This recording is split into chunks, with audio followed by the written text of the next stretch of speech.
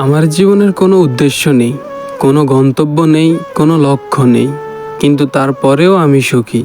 আমি ব্যাপারটা বুঝতে পারতেছি না আমি কোন কাজটা সঠিক করতেছি। একটা সূত্র থেকে কোনো কিছু কপি করলে হয় নকল, আর একাধিক সূত্র থেকে কপি করলে হয় গবেষণা। ভালোভাবে বোঝাতে না পারলে বুঝতে হবে বিষয়টি বোঝেননি আপনি। পরীক্ষায় কয়েকটা বিষয় ফেল করেছিলাম আমি। আমার বন্ধু পাশ করেছিল সব বিষয়।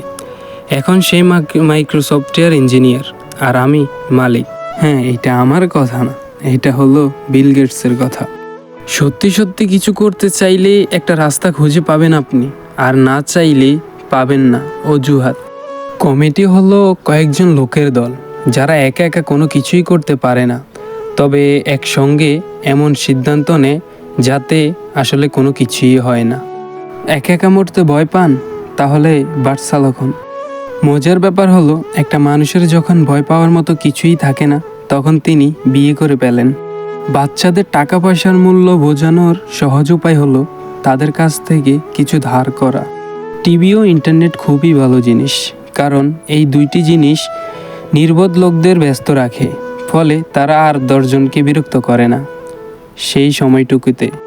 একটি ভালো উপন্যাসে একজন নায়কের সত্য ঘটনা লেখা থাকে, আর বাজে উপন্যাসে লেখা থাকে অপর্ণনাসিকের সত্য ঘটনা।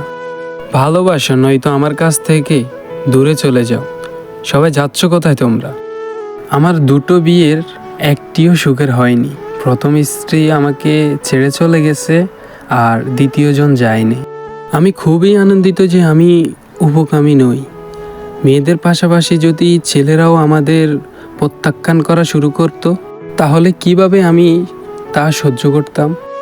আপনারা নিশ্চয় জানেন, পানিপূর্ণ বালতিতে একটি লাঠি ডুবিয়ে রাখলে সেটাকে বাঁকা দেখায়। এই জন্য আমি গোসল করি না। পাগলামি রোগটি বংশানুক্রমিক। রোগটি আপনার সন্তানদের মাধ্যমে আপনার মধ্যেও ছড়িয়ে পড়তে পারে। সে রোমান সংখ্যা বোঝে না। সে মনে করে আমরা 11তম বিশ্বযুদ্ধে লড়াই করেছি। কঠোর পরিশ্রম করেন সুপরিচিত হওয়ার জন্য, এবং তারপর কালো রোদ চশমা পরে ঘোরাফেরা করেন যাতে কেউ তাকে চিনতে না পারে। কি করে রিল্যাক্স করা সম্ভব এই বিষয়ে একটা বই পড়ার চেষ্টা করছিলাম আমি, কিন্তু এক সময় ঘুমিয়ে পড়লাম আমি। মাছের সামনে সব মানুষই সমান, সবাই শত্রু। সত্যি বলার চেয়ে ভালো কোনো পথ নেই, যদি না আপনি অসাধারণ মিথ্যাবাদী হন। সেই ভালো বন্ধু যে অর্ধেক ভেঙে যেতে দেখেও আপনাকে ভালো একটা ডিম হিসেবে বিবেচনা করে।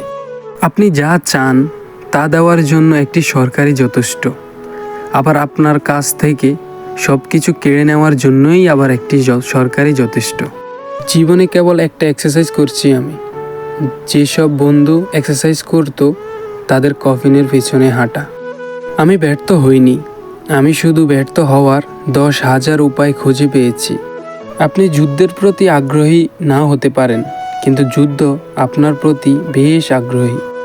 জীবন মানে ঝড় কেটে যাওয়ার জন্য অপেক্ষা নয়, বৃষ্টির ভেতর নাচতে শেখাও। বিছানায় পড়ে থাকবেন না যদি না আপনি বিছানায় শুয়ে টাকা কামানোর উপায় না জানেন। ভিডিওটা পুরো দেখার জন্য আপনাদের ধন্যবাদ। এরকম মোটিভেশন ভিডিও পাওয়ার জন্য আমাদের চ্যানেলটি সাবস্ক্রাইব করুন। সবাই ভালো থাকবেন, সুস্থ থাকবেন। আল্লাহ হাফেজ। ধন্যবাদ সবাইকে।